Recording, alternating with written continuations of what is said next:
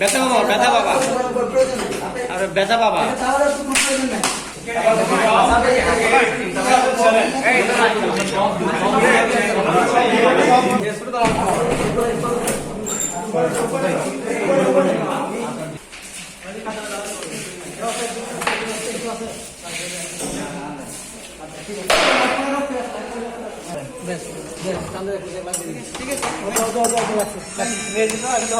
ভাই এখানে একটা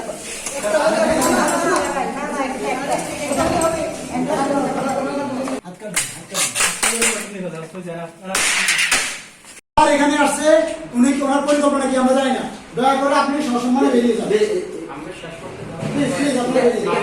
স্বৈরাচারী এত ক্রিটিক্যালি চিন্তা করতে পারে আপনারাকে একদম সে কি করে দিবে, সে বোকা বানিয়ে দিবে। এই যাকে উনি রেজিস্ট্রেশন নিয়োগ দিয়েছে উনি কিন্তু এতদিন রেজিস্টার ছিল না, উনি ওনার পদ থেকে ওনাকে ইয়া করে ওনাকে লাইব্রেরিয়ান হিসেবে রাখছে। তো উনি ক্রিটিক্যালি উনিকেই দেখেন আবার ব্যাক করার চেষ্টা করতেছে। উনি ওনার এটা চক্রান্ত ছিল।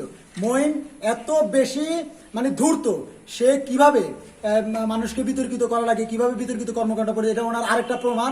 তো আমাদের যদি ওনার ছাত্র সমাজের বিরুদ্ধে কোনো সুস্পষ্ট দুর্নীতি প্রমাণ থাকে, ছাত্র সমাজের বিরুদ্ধে দাঁড়ানোর কোনো যদি প্রমাণ থাকে, আমরা অবশ্যই এটা যার বিরুদ্ধেই থাকবে, এই ক্যাম্পাসে যে কোনো শিক্ষক, যে কোনো কর্মচারী, যে কোনো কর্মকর্তা যে ছাত্র সমাজের বিরুদ্ধে দাঁড়িয়েছে প্রত্যেককে আমরা প্রতিহত করবো। প্রত্যেকের জন্য স্টেপ বাই স্টেপ আমাদের কর্মসূচি আসবে। তার মানে কি আপাতত রেজিস্ট্রার পদ থেকে আপনারা সরে আসছেন? জি জি, আমরা সরে আসছি। জাকির হোসেনের ব্যাপারে সভাপতি যিনি অফিসে, অবশ্যই উনি তো শিক্ষক নিগ্রহের জন্য উনি সরাসরি দায়ী। ওনাকে আমরা তালা দিয়ে ওনার দপ্তরে আমরা আমাদের তালাকে অপমানিত করতে চাই না, আমরা এত ছোট জায়গায় হাত দিতে চাই না। ওনাকে কি বলবো, উনি একজন কর্মকর্তা অফিসার, ওনাকে আমরা আহ্বান জানাচ্ছি, শিক্ষকরা আপনাকে হেনস্থা হওয়ার আগে শিক্ষকরা কাপড় চোপড় খুলে রাস্তায় ঘুরানোর আগে দয়া করে ক্যাম্পাস থেকে বিদায় নেন, ক্ষমা চান, শিক্ষকদের কাছে ছাত্রদের কাছে ক্ষমা চান। না হলে ছাত্র সমাজ আপনাদের যেই পরিণতি করবে, এই পরিণতির জন্য বৈষম্য ছাত্র আন্দোলনের সমন্বয় একটা দায়ী থাকবে না। এই স্বৈরাচার দোসররা এখনো বিভিন্ন স্থানে ঘাপটি মেরে বসে আছে। স্বৈরাচারী হাসিনা দেশ থেকে পালিয়ে গিয়েছে, কিন্তু সে এই মঈনের মতো আরো যারা ক্রিটিক্যাল থিঙ্কার আছে এদেরকে দিয়ে আবার নতুন ভাবে ক্যাম্পাসে কিভাবে আবির্ভূত হওয়া যায় এই চিন্তা করতেছে। স্বৈরাচারের দেশদেরকে বিভিন্নভাবে প্যাট্রোনাইজ যারা করছে, শিক্ষক সমিতির আবু তাহের স্যার, শিক্ষক সমিতির মেহেদি স্যার, এদেরকে আলটিমেটাম 24 ঘন্টা আলটিমেটাম দেওয়ার পরেও কতটুকু নির্লজ্জ হলে ওনারা এখনো পদত্যাগ করেনি। আমরা স্পষ্টভাবে বলে দিতে চাই, ছাত্র সমাজের কাছে হেনস্থা হওয়ার আগে আপনারা মানের সম্মানে পদত্যাগ করে এই ক্যাম্পাস ত্যাগ করুন। আপনারা সাধারণ ছাত্রদের পাশে না দাঁড়িয়ে শিক্ষক হিসেবে কুমিল্লা ইউনিভার্সিটি থাকার সকল প্রকার বৈধতা হারিয়েছেন।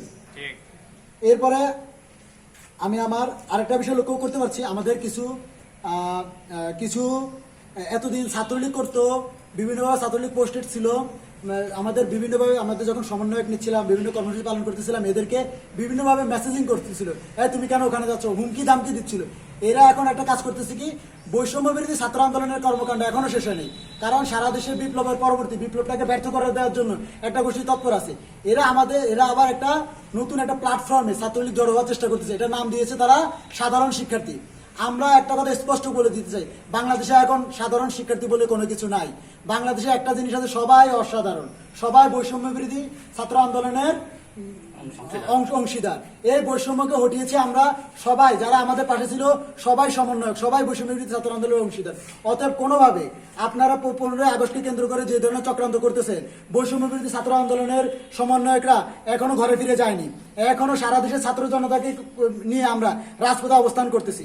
আমাদের আগামী দিনের কর্মসূচি, আগামী দিন আমাদের যে সকল স্থানে বিভিন্ন ভাইরা শহীদ হয়েছে, বিভিন্ন ভাইরা আঘাতপ্রাপ্ত হয়েছে, ওই সকল স্থানে আমরা রোড মার্চ করব এবং 1 মিনিট নীরবতা পালন করব। আগামীকাল বিকাল 3টায় শহীদ ভাইদের স্মরণে রোড মার্চ এবং 1 মিনিট নীরবতা।